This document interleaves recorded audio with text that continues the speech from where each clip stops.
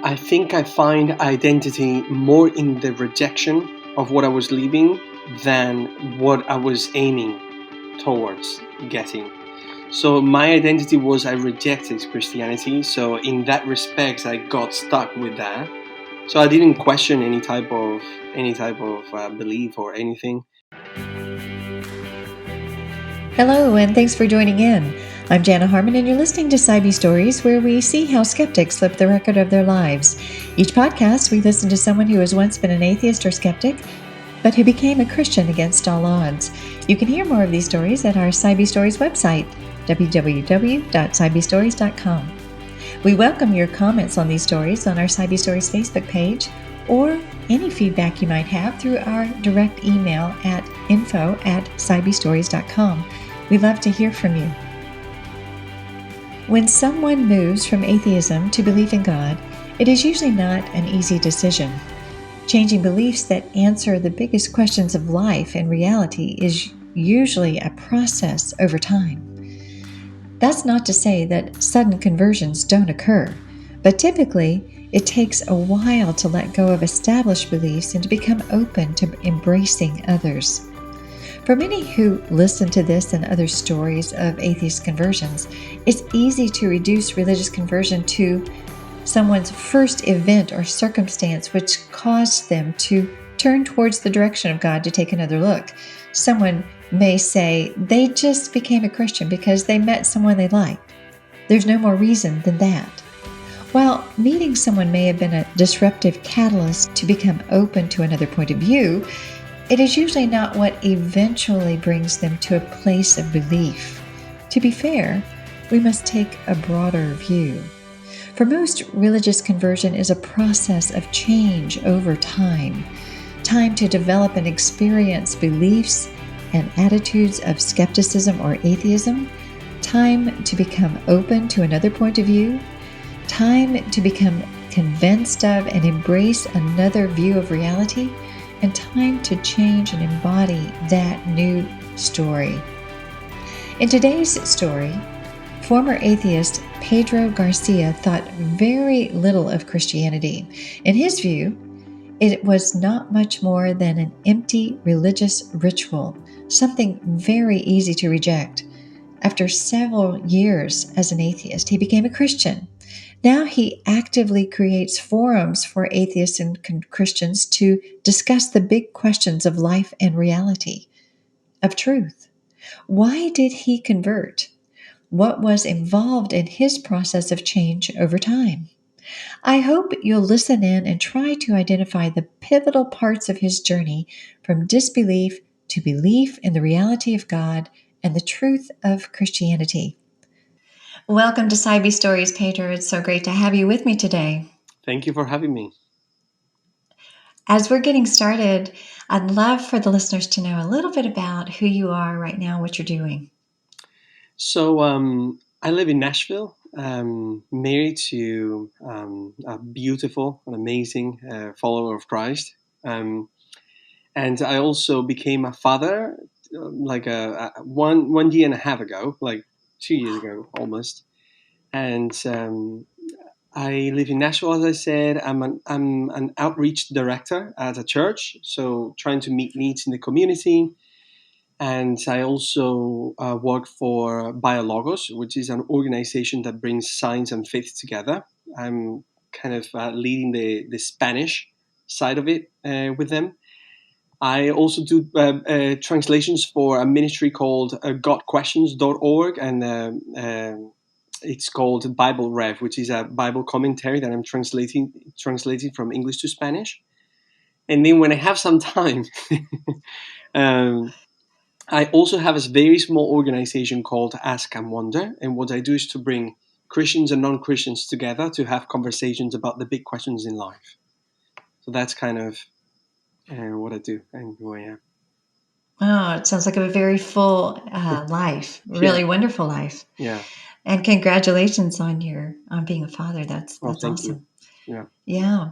So why don't we get into your story? Mm. Pedro, tell me. Obviously, you say you do some Spanish translation. I can Yeah. detect a dialect. Why don't you tell me where you're from originally, where you grew up? Tell me what that world was like. Was God any part of that world in your Mm. family, in your culture? Mm. So I'm originally from Spain, and Spain is a very secular culture. And you would say, from the distance, like it's a very Catholic culture. I mean, surely there are churches almost everywhere, but Catholicism is very nominalistic in Spain. So it has become something that is almost like floating in the air, but no one cares about it truly. And actually, many people that consider themselves Catholics in Spain are they're Catholics because of tradition, but not because they actually follow the Catholic doctrine. And in so I grew up in a very secular culture. My family, though, is interesting because my father was Catholic, then he wasn't Catholic, then he moved to Australia with my mom, and he started going to a church that was a Protestant church there in Australia, but then he didn't have a good experience because something happened or someone took advantage of him. So he went back to Spain, not because of that, but that happened to him. And then my uncle and my cousin, Jehovah Witnesses, and then also my brother, who is an incredible person, but he's very interested in what he would say he would call ufology, which is anything related to UFOs and this type of thing. So I'm saying all of this is because my growing up, the culture in which I grew up was rich in when it came to ideas, without kind of analyzing the validity of the ideas themselves. For now, there was a lot. And when I was growing up, I went to a Catholic school, and I believed in God. I mean, I didn't know. My experience with Catholicism was very strange because if you were to ask me when I was in Catholic school what the gospel it was or is, I wouldn't have known. So I actually called myself a Catholic without even know what the gospel was. So, and by the way, any comments that I make, Jana, about Catholicism, I'm not making comments about Catholicism itself, but my experience with it. So I understand. when it comes to truthfulness or all of that, that's a conversation to have in a different perhaps discussion. But so yeah, I started asking questions. I've always loved wondering about the big questions in life. That was just part of who I am and who I was. I've always been that way. And my questions were not well received, to be honest with you, in this in my culture, and especially in my Catholic school.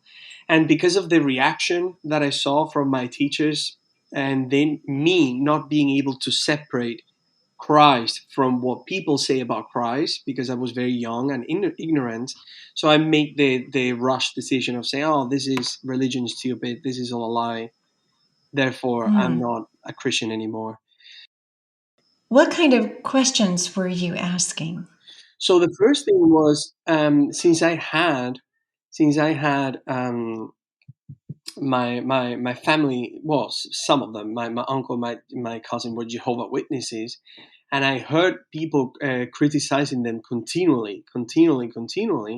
I actually asked questions not out of anger, but I like truly knowing, for example, what is the difference between the Catholic Church and Jehovah Witnesses when it comes to actually believe something that is beyond ourselves? When it comes to doctrine, what is the difference between this and that? And they heard those questions as like an attack instead of Hmm. just, hey, I really want to know, because if you're claiming, some people are claiming that this is true and others are claiming that this is true, and all of this, I actually want to tap onto as much as I can in order to see what's happening. How much is man-made and how much is hopefully and potentially God made. And Also, which is something very, very usual when it comes to skeptics that look at religion this way, which is when you see inconsistencies in the way, I say I believe this, but then I behave in that way. So Right. I also saw a lot of that. But again, Jana, I really lacked the knowledge and the introspection and the capacity to actually analyze the situation and say, hey, there's a difference between Christ and what people say and do in his name. I Mm, mean, if there were no difference, Jana, I actually wouldn't be a Christian today because I'm still right. challenged. I'm still challenged by seeing the things that I do as a Christian and what other people do while calling themselves Christians. But since we're not the filter through which we should judge, eternity and the big questions, then there's no problem for me. Also, adding to that the fact that the Bible actually, how do you say this, kind of predicts or it actually talks about is that we are expected to be sinning even though we are Christians. So I just don't know. I didn't know any of this, but at that point, that's the decision I made. Questions were not being How answered. Yeah, how old were you around this time where you were doubting the I was Catholicism 12, 13 years old. about the time of confirmation and or prior to being Prior to it, confirmed in the prior to and it. catechism and all of that? So you didn't experience or go through any of that kind of training or No, teaching? I remember. I remember Jana that when I started having doubts, and since I didn't have anyone to have conversations with, when they took us to mass in the middle of the day, sometimes we would go to mass because it was a Catholic school, and everyone would stand up to how do you say this in English, to get the um, la hostia. How do you say that in English? The body, the supposed The the communion the or the communion. Eucharist? Thank you, the Yes. Eucharist. Thank you. So I would Hmm. I would I would stand. I would sit. I wouldn't stand up, and you would see all students standing up and doing it. I would just sit. I would just sit by myself, saying, "I'm not going to be part of this without knowing if this is true or without having conversations about it. I cannot just believe in something only because of societal or cultural pressure. But just I'm not that way. Although at Right. the same I time, think yeah, go ahead, please. I was going to say that really speaks um, to your personality, your character, your strength of belief, in that you weren't, especially at that age Mm, when you want to go along and be accepted by your peers, that you were willing to go a different direction yeah, and stay seated.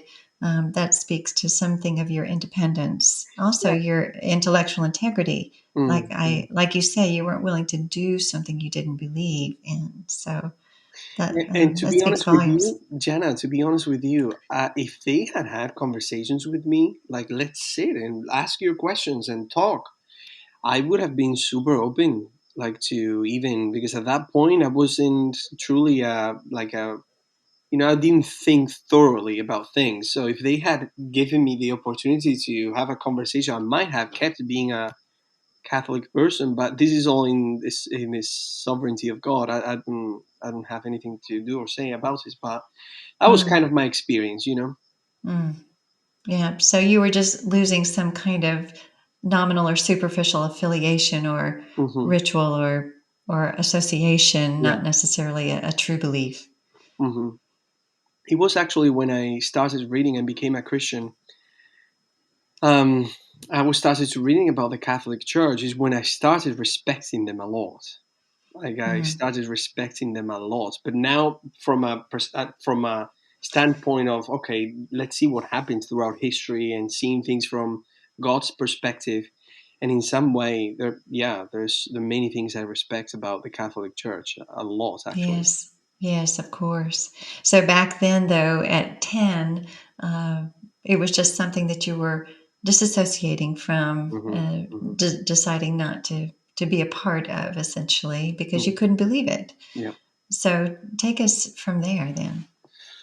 So what happened at that point?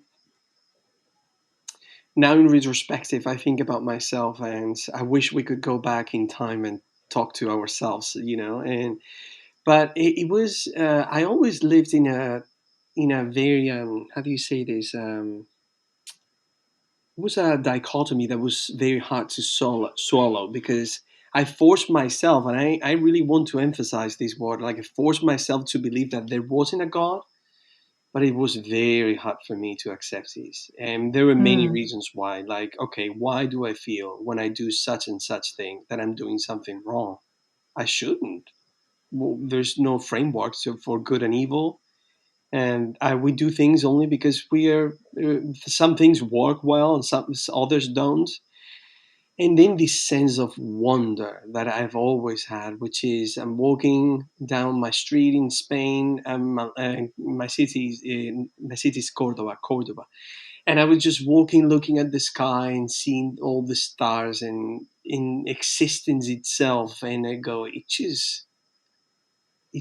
how can we actually ask questions about everything, but then when it comes to the big questions, we choose to stop asking questions about that. It didn't make sense at all mm. to me. But still, I lived as if God didn't exist till I was 27. Okay. So during this time, so from 10 to 27, that's 17 years. Hmm. During this time, you were growing, maturing in your intellect, you were pursuing things. So just for clarity, your reason you thought for rejecting Christianity was that it wasn't true, that no one could answer your questions. What did you think Christianity and all of that was, if it wasn't true or God wasn't real? So, 100% you have heard, and many audience friends, friends from the audience have heard this as well. But yeah, it's just a way to control people. It's just a way to, Christianity is just stupid, is intellectually dishonest. This is what I thought about Christianity. Is this what you were asking me? Yes, Yeah, yes. yeah. So yeah, that all of that, like it was in like there's no evidence. We don't know why people believe this, and of course, it was rooted in more. I would say more emotionally than intellectually. And by the way, when I make that distinction, I don't want to diminish one or the other. Both are incredibly important. But for me, it was my okay. So I see these people doing such things, and they talk to me about this, the good and bad, and all of this, and there's no consistency. And if I were, if I had been mature, I would have said, okay, I don't see this consistency in them, but instead of rejecting, I'll try to be consistent instead of just rejecting it. But since I wasn't mature, I just rejected it. And I would say it was emotional, intellectual, but more emotional than intellectual at that point. Mm.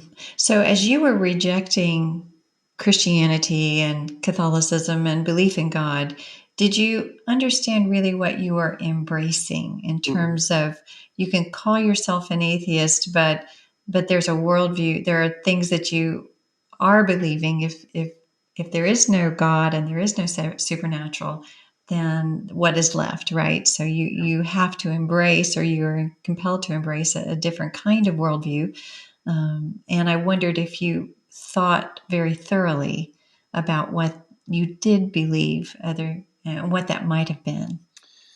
Well, that's a very good question. I think I find identity more in the rejection of what I was leaving than what I was aiming towards getting. So my identity was I rejected Christianity. So in that respect, I got stuck with that. So I didn't question any type of belief or anything.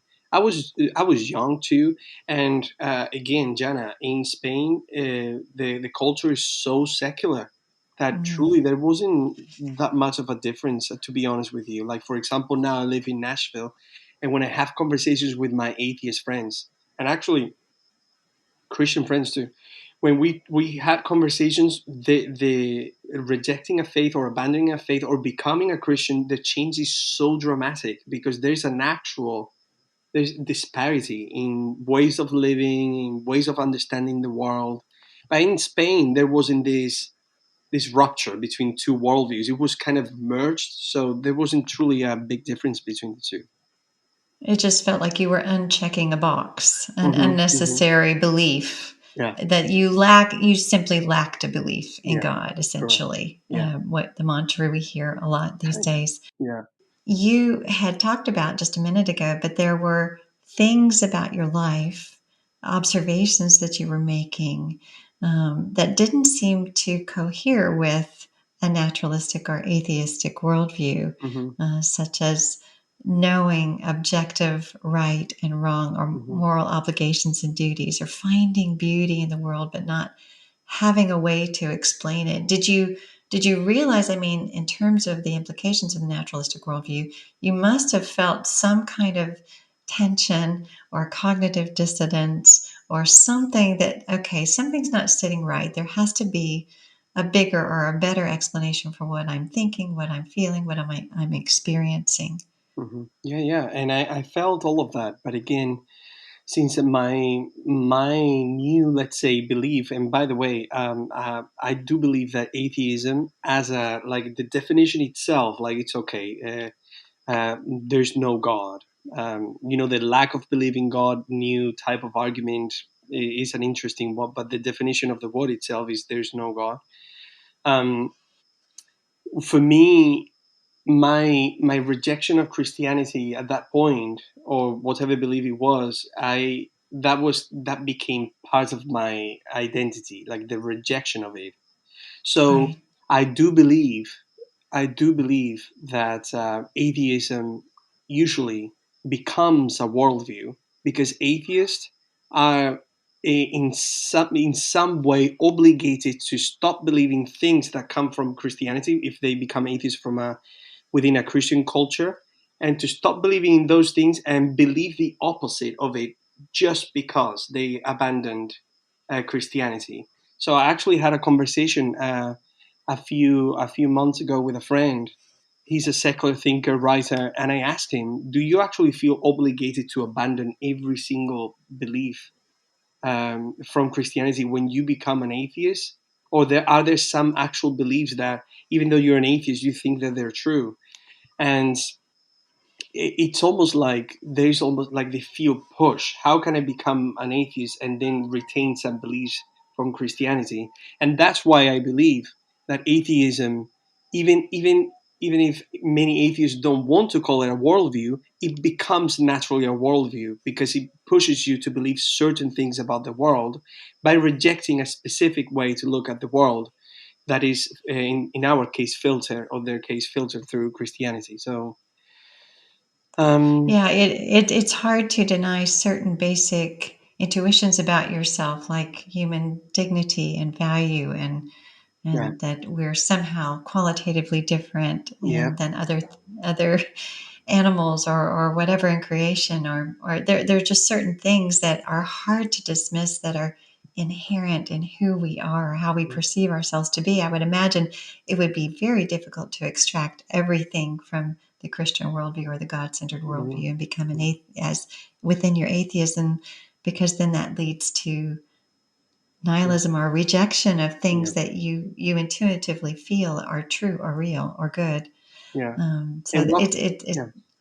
yeah, go ahead. Well, one thing that is happening also with something that is happening in today's culture, which is the redefinition of the certain values that have dominated in a good way, I would say, at least Western civilization, like the difference between good and evil, like this relativism when it comes to terminology. It's happening. Like, for example, an atheist would stop saying good and evil and would talk about well-being, but at the end of the day, they're actually just redefining in a way to keep talking about the same thing. Um, so I don't think in that respect, atheism stops. It's just an idea. It is an actual worldview. That's my belief, and of course, I have conversations with many atheist friends and that reject this way of thinking about this. But I think it's just unavoidable because the belief in God has permeated so much of the way we are, whether we want it or not, that rejecting it pushes you to reject so many things about the way we live our lives. And this is the world in which we live. Many atheists might desire for the world not to be that way, but this is the world in which we live. If you reject Christianity, you're rejecting principles that actually give you the freedom to reject it, even. But it's just interesting conversation, yeah. Right. So again, as someone who is true to your beliefs and to your sense of trying to find truth or living consistently with truth, just like you weren't willing to stand up for communion or the Eucharist as a child, as you were growing up and you were finding these tensions, what was moving you, or what allowed you to become open to the possibility of God or that worldview again? So what happened was, I've always been, you could say, I am still a professional musician. That was my career, saxophone player, and I've always wanted to study philosophy. To be honest with you, because it would tackle the big questions, and I always loved the big questions, and discerning and listening to people and all of this. Music just came unexpectedly, and music kind of allowed me to tap onto something that was like I would think better than what we are, something that would allow me to express something beyond. So again, as I'm explaining this to you, you can see, Jana, that there is a need. Again, the need was there to yearn. So I started studying saxophone, and everything went well. And what happened was, I didn't I didn't care much about the big questions when it comes to God, but the big questions without Him. And all of that for years, I studied on laws like 7 to 8 hours a day. I was Wow. able to develop a style of playing that, long story short, allowed me to get to be a finalist in the TV show called Spain's Got Talent, which is the America's Got Talent version in Spain. Sure, sure. So I was a finalist of that TV show. I got to be a finalist of that TV show, and that, I mean, I didn't expect it to. I didn't. I sometimes think about it and I go, "Wow, that happened to me." But well, so when I was on TV, that allowed me to travel all around the world. They called me to teach and also play. So I went to many places, and at one point they invited me to come to Nashville to be a guest professor at a university called MTSU, and this was 2012. So I came here. My English wasn't good. I mean, I understood some, but I didn't speak it well. So I was here, and as I was having conversations with people here, I understood. Okay, so here you can actually distinguish more. When a person calls himself a Christian and not, you can actually distinguish more. That is interesting. And Okay. what happens, it was very random as an atheist, led by the Spirit now as a Christian, because what I did was, what if I spend these 3 months here, I find someone that is teaching Spanish, and I offer like classes or something, like language exchange, so they can teach me English and I can teach them Spanish or help. I sent an email to a company. uh, the owner of this company answered me. She invited me to a pumpkin carving party. She introduced me to her sister, and her sister is my wife today. Oh my goodness. And Okay. and she was a Christian. Okay. And that was my introduction to Christianity again. So at the beginning, I could tell you more. You can lead the conversation, Jana. But it was a struggle No. at the beginning. Yeah. Yeah, yeah. Tell me about the struggle. Obviously, I'm by implication, I think that you're telling me that she was a fairly authentic, genuine, Oh yeah. serious follower of Christ, someone not like what you had experienced Yeah. Christianity in Spain, but it made a difference in her life. Is Yes. that what Yes. you're telling me? Oh yeah. Yeah. So you met her, and do tell me about the struggle, and because it's interesting, an atheist and a Christian um, getting to know each other, I Oh guess. yeah. So what happens? We met and we kept talking, and I remember the first conversation we had. Like, it was serious. I actually tend to be to go to deep stuff pretty pretty like quick, and she's Right. actually the same, and she didn't have opportunities to be that way as well. So we connected in that respect, very like super quick. And when she told me, I remember the day perfectly. She told me, "I'm actually a Christian." I remember my reaction was, "Oh no, again! Oh man, Christianity again!" But of course, so there were a few things happening to me, and atheists, friends, skeptics would use my story to form a psychological, how do you call this? A psychological description of my state of being at that point, to give a reason why I became a Christian. But I went through all of Right. this many times because I was insecure about this myself. So what was happening at that time? It was I was idolizing music. Music was an idol for me. I found value only in music and what I could get from it. Um, I wasn't having a good time at all. I was depressed. I was anxious. I was the waves of life would throw me everywhere because I wasn't standing on firm ground at all. And when I met her, I was kind of skeptical about people, because I was skeptical about goodness. Like, they're not true good people in the world, and Mm. that skepticism was originated from within me because I also knew that I wasn't a good person. So it's not just external stuff and I'm okay. It was like I recognized that there was something wrong with me as well, but when I was having conversations with her and I saw her reacting at stuff like bad stuff that would happen around her, to her, and then I saw Jana the way she was reacting and people around her, like smiling, calm, innocent. She would speak to me just, and she was being honest 100%. I never noticed any type of like trying to do something different from what I'm saying type of thing. Like it Right. was so clear, and that really shocked me. So it did my journey. My journey is the intellectual side of it is very important, but this shocked me a lot. And I was having conversations with her, and that I mean I liked that a lot about her a lot. But it happened to be the case also that her father, who passed away 5 or 6 years ago now, was a Bible translator, and he was an expert on Greek, Hebrew, and Aramaic. Okay. So, That's so, pretty substantive. Yes. and from my ignorance, I said, oh, Christians cannot be intelligent, right? Like that's in my ignorance completely about Christianity at that point. But then when I heard, okay, this person is a PhD, Bible translator, expert in 3 languages. Okay, let me see if this person wants to answer my questions, and he did sit with me and through emails even because I had to go back to Spain for a year.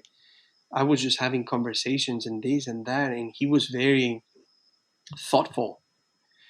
And we just had a lot of conversations about this. And the struggle began when I realized, I think that there's something in this, but at one point we were having a long distance relationship. I was in Spain and she was here in the States.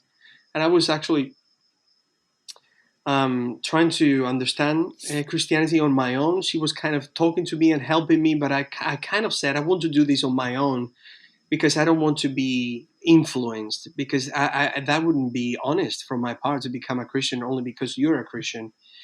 Right. And at that point, to be honest with you, I started investigating on my own.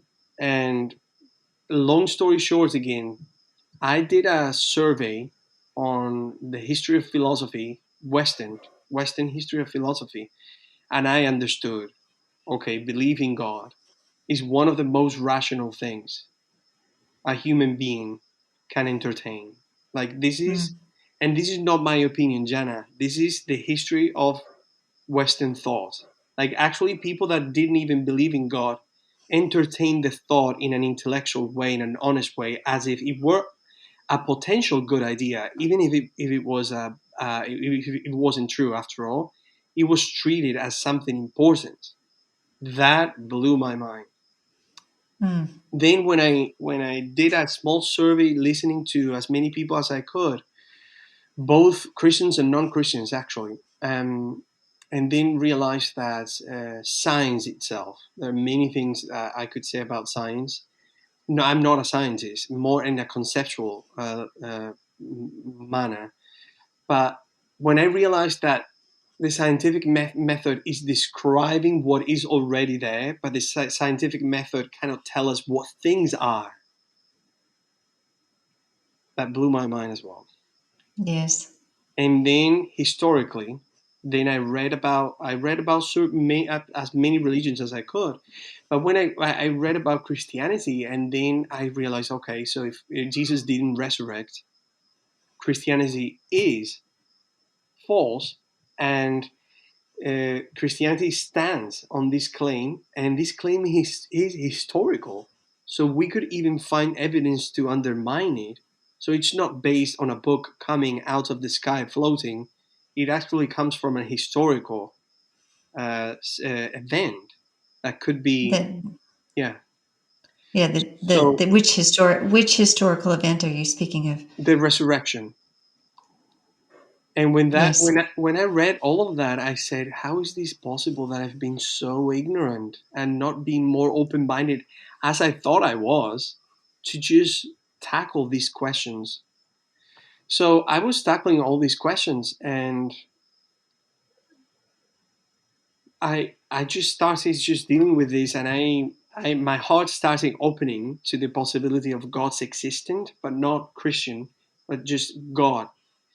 And then Uh, you know, after I did all my research, I remember it was actually the Sermon of the Mount. When I read the Sermon of the Mount for the first time, I said, I mean, what this person is saying, even if it were, I wouldn't mind if this person was a person, a frog, or a tree talking. I would follow anyone that would say these things about the world. But Mm. again, it happened to be the same person that was calling himself God. And the same person that was actually with one of the biggest fears I have, and one of the biggest fears that humanity has as well, which is the fear of death. He overcame death. He gives you he gives you an identity beyond yourself while celebrating your own identity.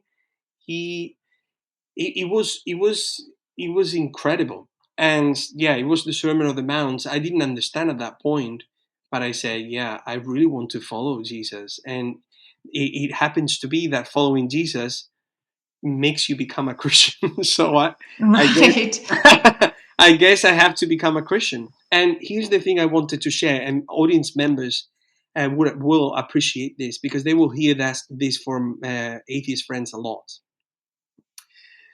I was wondering, Jana, did I become a Christian only because I met my wife? That was so, that was really like this, that was hard for me. But then I started analyzing this, talking to people, and then through logic and people that understand more about logic than I do, they talk to me about the genetic fallacy, which is the way we get to believe in something, the way how we get to believe in something doesn't undermine the belief itself. Because Right. I understood if the way I get to believe in Christianity is undermined by the fact that I met Christ through my wife, which by the way, it is actually what Jesus asked his followers to do, exactly what my wife did with me, just sharing the gospel. I mean, what is one thing that we learn on earth that we don't learn from other people? I mean, we are born and all of a sudden you found yourself speaking English and I found myself speaking Spanish. So since we didn't get to this conclusion or on our own, or we didn't choose the language that we speak, therefore, for example, this language shouldn't be spoken. Like the genetic fallacy is very important. and it really calmed me down on the intellectual side of things. We're going to take a break for a moment from our story so that I can tell you about the C.S. Lewis Institute Fellows Program. This program is a 12-month discipleship course that focuses on monthly themes related to theology, spiritual formation, and apologetics. Through the structure of a strong curriculum, like-minded community, and a one-on-one mentorship, our fellows encounter a life-changing experience that develops them to grow deeper in their faith as disciples of Christ. The C.S. Lewis Institute is now accepting applications for this Fellows Program. It is offered in 15 different cities and is for Christians who are seeking to broaden their Christian education and deepen their personal faith.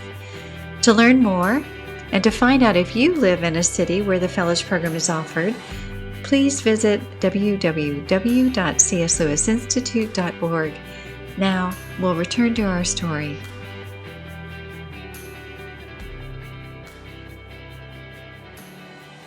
Right. Yeah, I think that's a very important point of clarification. I hear the same story that someone will say, well, they just became a Christian because they met a girl, or that kind of thing. But I call that the catalyst. It's something that disrupts someone's life. Someone disrupts your life, and they give you a different picture of reality from the way that they think and live. Yeah. And it may be that you're attracted to them, but at the end of the day, as you say, how you come to believe does not matter. Well, it does matter, but it doesn't speak to the truth of the belief. That is so. Yes. Yeah. So I think that's what you're trying to say, and I too hear a lot that someone will take that initiating catalyst and generalize that as to the whole reason why you believe. Yes. And that's not the case. It's part of the story. It's the initiating part of the story, perhaps. But you went through a process. It sounds like a painstaking process, philosophically, scientifically, historically. You did due diligence to read, to think about the premises of these beliefs and whether or not they made sense with what you were reading and what you were experiencing and all of those things, and what you were seeing, even in the authenticity of the Christians who you were now being introduced to. So I think that, to your point, that skeptics need to give these stories a fully orbed look, not just at an initiating event as to why someone believes in, and then that they then conform their beliefs to what they want them to believe. I think that that's an unfair reading of the journeys, but that's what often happens. Yeah, and you know what, Jana? I think our skeptic friends, our atheist friends too, should be actually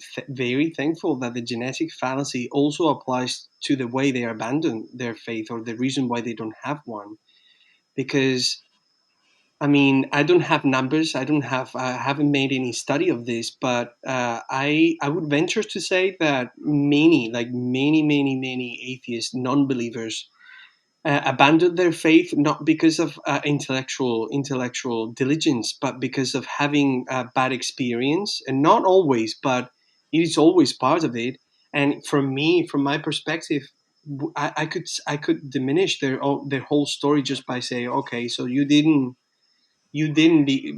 become an atheist because of actually good arguments, but because this happened to you. Therefore, I don't think I should believe your story, or I don't think atheism has something to go for. So thankfully, the genetic fallacy applies to everyone, and is neutral in that respect. Yeah, it works both ways.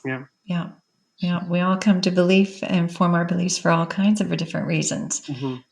Some have some direct relationship to truth, some has more direct relationship to experience and culture and all kinds of things that inform why we believe what we believe. But yes, but to your story, again, you came to believe that it was true that Christ was real, that Christianity was true and worthy of belief.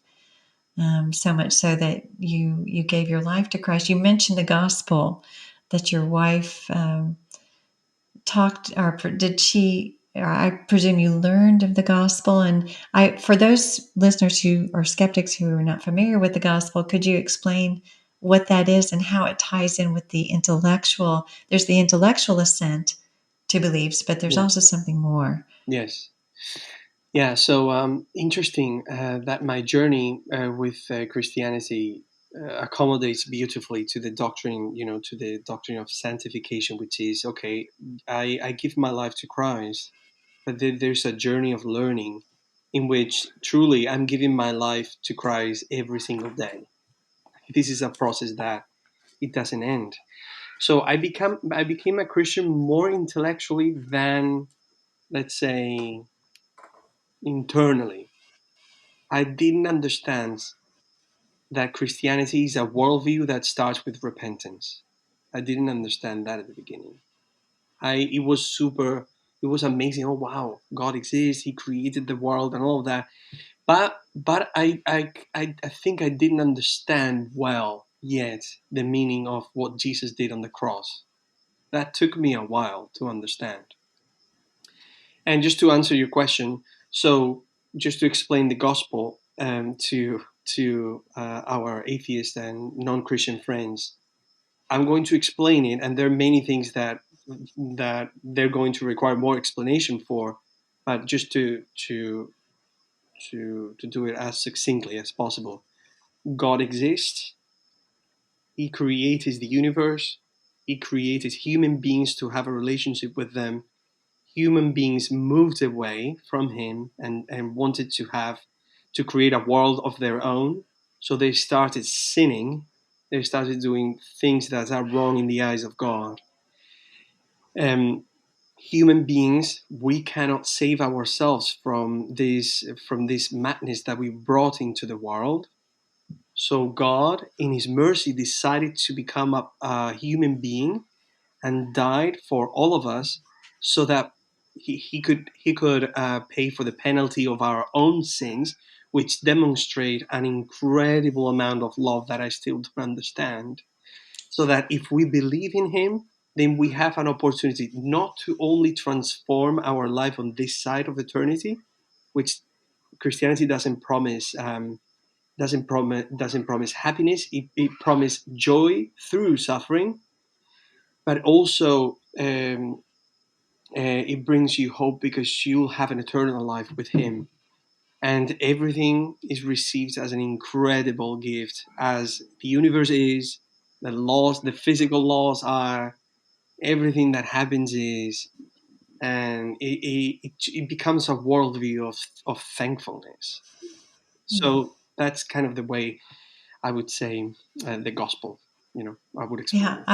I love that you said that so clearly, because like you say, you grew up in a religious environment, Mm-hmm, but mm-hmm, you had never heard the gospel mm-mm, through all of that yeah, religious training or mm-hmm, exposure.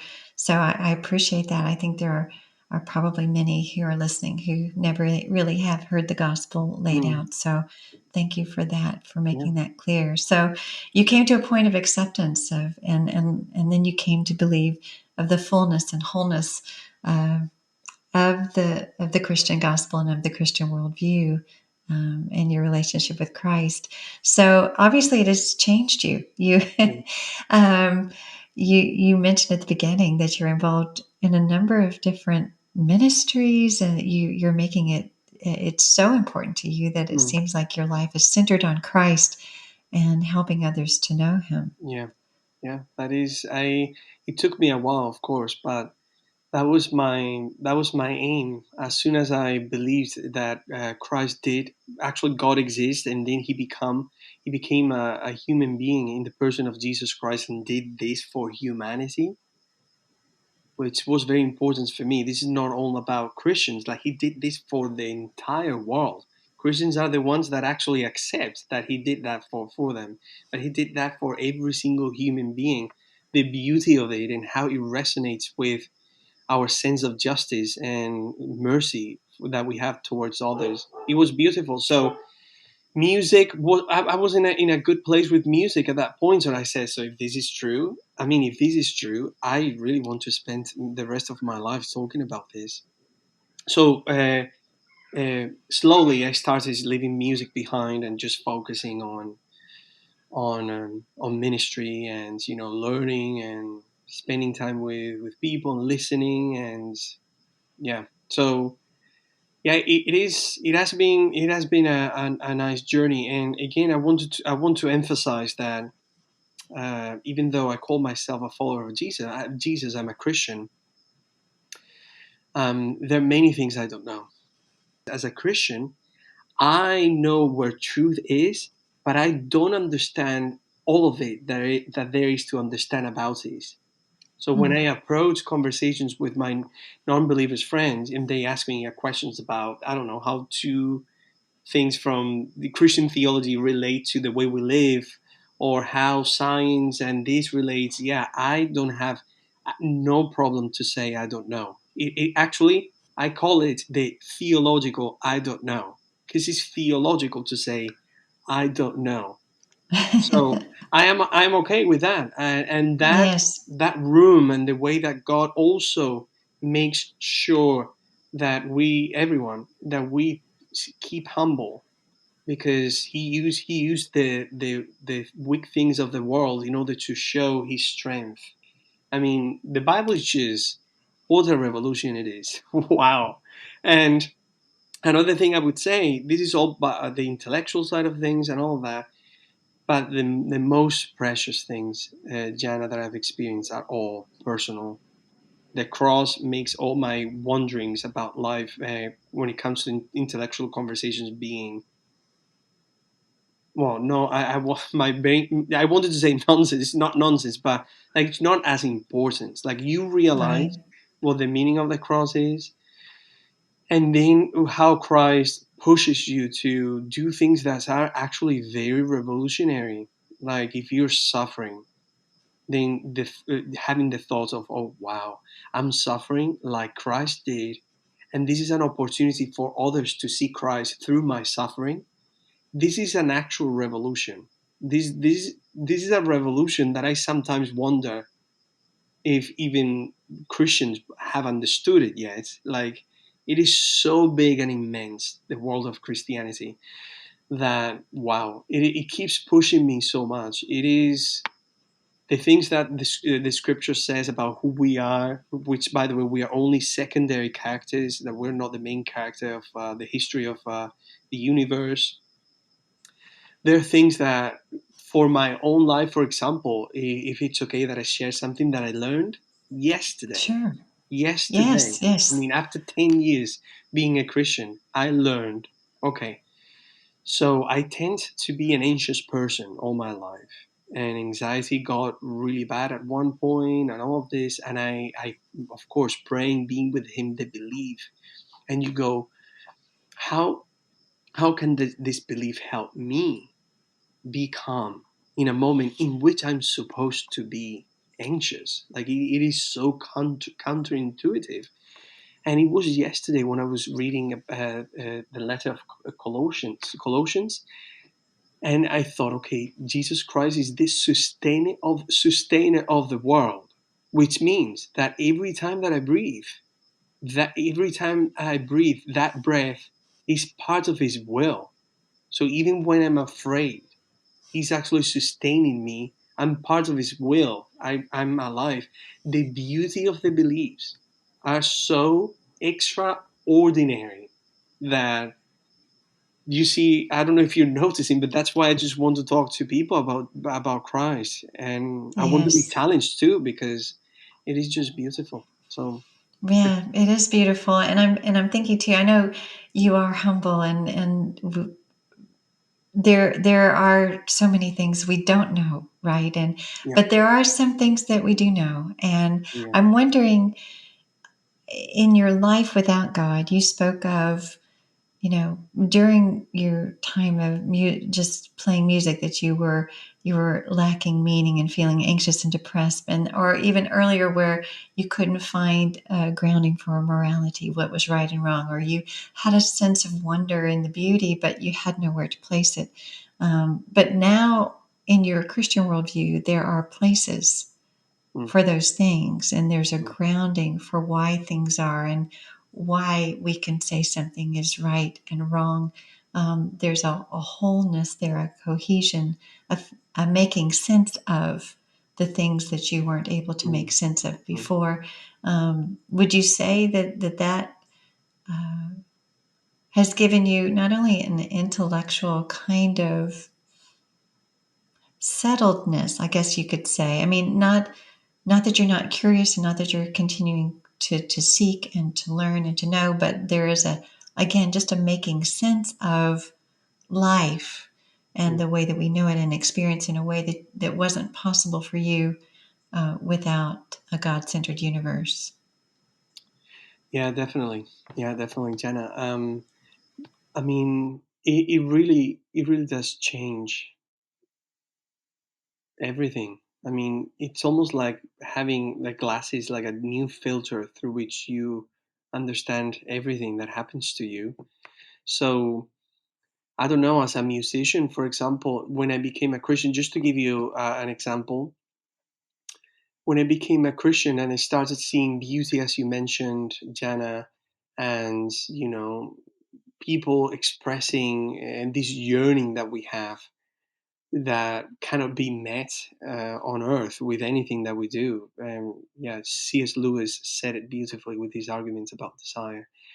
Um, when when you realize that God is there and has given us this ability to interact with the world in that way, it really, yeah, everything makes sense. And even actually evil and suffering, which is a very difficult thing to swallow, sometimes for both Christians and non-Christians, it actually makes sense if through God's perspective and what happens and what we did as human beings, the way everything has been created, like everything makes sense. As we're closing, Pedro, there are skeptics, hopefully, and atheists listening to this, and they see you and or they hear you, and that you were once an atheist who rejected God and you lived in a godless world and you understand it from that perspective, but yet you're on the other side and you have a lot of conversations with non-believers, Hmm. and so you're very wise, I think, in this regard in terms of giving advice Mm. to those who might be curious enough to look, like you did when you went back to Spain, and you were open enough to do due diligence to look at truth and where to find it. So, how would you recommend a skeptic who might be listening today? Mm. Um, I mean, the first thing I would say is that I respect them a lot. I really do, because we have so many things in common. We're human beings. We're thrown into this world, and we don't know why at the beginning. We all wonder about the same questions. I truly respect them. The first thing I would say is it is difficult because pain is very painful. I know, I really do know that, but I really encourage my friends atheists and skeptics that even though pain is painful, and actually God cares about every pinch of pain that they're going through and we all go through, I would challenge them to consider Christ for who he is and nothing else. That they should forget what I am saying to them right now, my story, anyone's story, that they could actually, if possible, for them to eliminate any cultural, societal preconceptions that they have about Christ, and that they face Him directly. If they can do it, I would respectfully encourage them to do that. I would also say that asking questions about God and even questions His existence is, I would say, is a good thing, because there are two ways of doubting about God. So you can doubt towards Him or you can doubt away from Him. Mm. So when it comes to doubting, I keep doubting certain things, but I doubt towards him.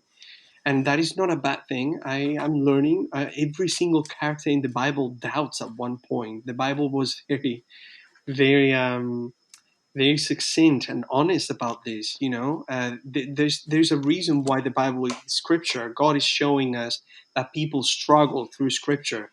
We don't have scriptures that are describing a world that is perfect, that everything is going okay. No, you see Peter and Paul having fights. You have problems. You have characters doubting. I love that Scripture is not afraid of describing the world as it is, which is actually evidence for me to say, okay, they're not trying to lie me here. This is the way things are. Um, I would encourage them too to be more introspective about their pain and their questions both, and to really face something that we're all going to face, regrettably, which is one day we're going to pass away, and then existence itself becomes like an empty vacuum of, I would say, from my perspective, like no, like nonsense, but not in a negative connotation of the word. Like there's no way to make sense of anything. So I would love to, for my atheist non-believer friends, to do, also Christians by the way, but to be more introspective about what's going on, why they are alive, why the reason why they exist, to keep asking questions, and also to celebrate the fact that they can ask them and not take that for Mm. granted. And that is, if there is anything I can do for them, I'm always open and willing to have more conversations. And I know that I spoke a lot, Jana, in this interview, but when I have conversations with people, I would rather not say anything and listen. I like listening more. Mm. But the context Mm. is you interviewing me, so that's why that's why Yes, I stopped. of course, you have full permission. That's why you're here. So, yeah, and as far as the advice that you would give to Christians who engage, you are a living example of someone who actually engages with those who are skeptical. You've already mentioned some really wonderful things about being humble, about living consistently. I think of all of those who, you experienced a lot of Christian hypocrisy where they didn't seem to believe or take the belief seriously or live it out, but then you met someone who did. There was a time where people couldn't answer your questions or didn't want to, or whether it was they didn't know the answer, so they said there were none, or whatever. Um, there's so many things. There's so many directions you could go here. But how would you encourage Christians to engage with those who don't believe? Um, this is a very interesting topic for me. I would say that, first of all, before even considering the engagement, is actually being honest to see if they want to have that engagement and the reason why. First of all, realize why they might not be wanting or willing. There must be a reason why. Could be cultural, it could be society, it could be fear, it could be a little bit of all of them at the same time. Once they realize that, and they realize that Jesus has asked us to do this for him in the most humble yet truthful way, then it's a matter of keep praying and asking and pursuing him, because I don't take for granted prayer, direct communication with God. And we are given different talents and gifts as Christians. Um, for example, I like to challenge my beliefs every day, so I read secular writings every day just to make sure that what I believe is true. The conversation of doing and engage with non-believers for Christians is more, let me talk to Christ, let me pursue him, and let's see what he's telling me, and how I can use the talents that he has given me. Because it could be that a Christian can engage with non-believers by serving them, by having conversations, by there's so many ways to do this: by helping, by listening, by just being, by showing up, by the gospel permeates all our body, thought, mind, heart, speak, everything. So um, I would say Christians shouldn't be hard on themselves, and we all need to be great, incredible apologists or anything like this, because actually, uh, God, people see God's power through weaknesses. Mhm. So it's actually, if they find themselves being weak, that is what actually God has been using throughout history in order to tell others about His power. So just encouragement, a lot of prayer, and find the reasons why perhaps they might not have a willing to do so, and from there I would take it and see where they Mm. go. Oh, that's very wise advice. Is there anything else that comes to mind that you'd want to say before we close, or do you think we've covered everything?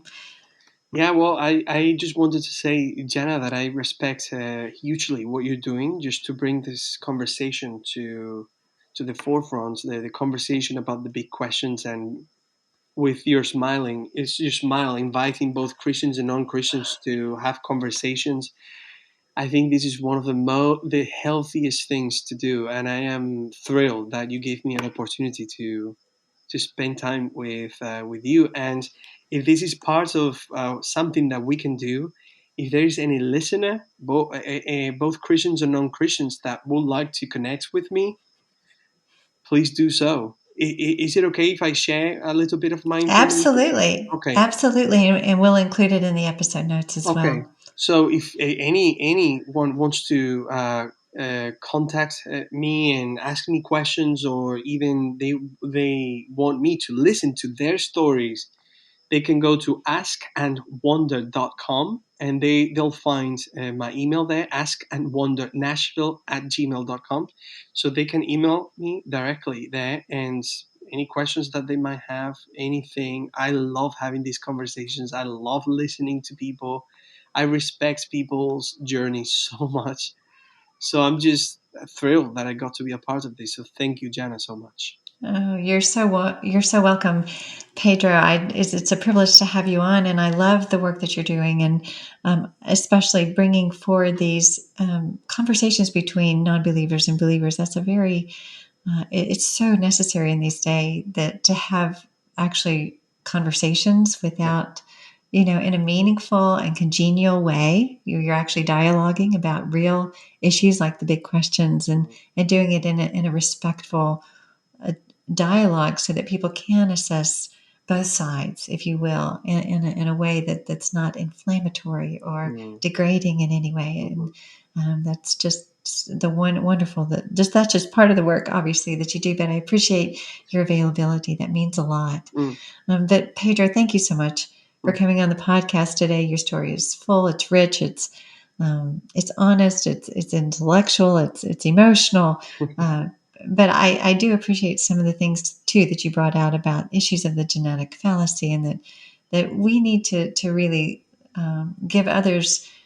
You're also you say you love listening to stories, and I think you understand.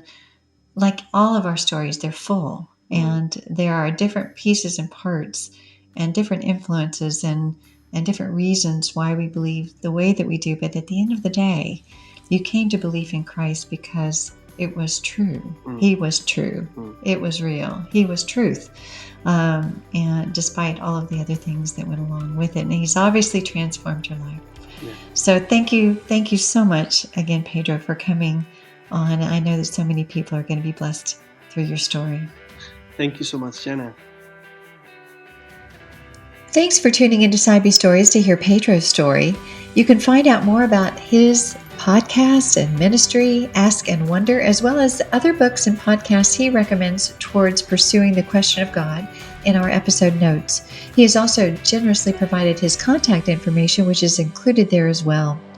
For questions and feedback about this episode, you can contact me through our website, again, www.cybestories.com, or directly through our email address, info@cybestories.com. Also, if you're a skeptic or atheist and you would like to connect with a former atheist with questions, including Pedro, please contact us on our Cybe Stories website or email. We'll get you connected. If you enjoyed it, I hope you'll follow, rate, review, and share this podcast with your friends and social network. In the meantime, I'll be looking forward to seeing you next time, where we'll see how another skeptic flips the record of their life.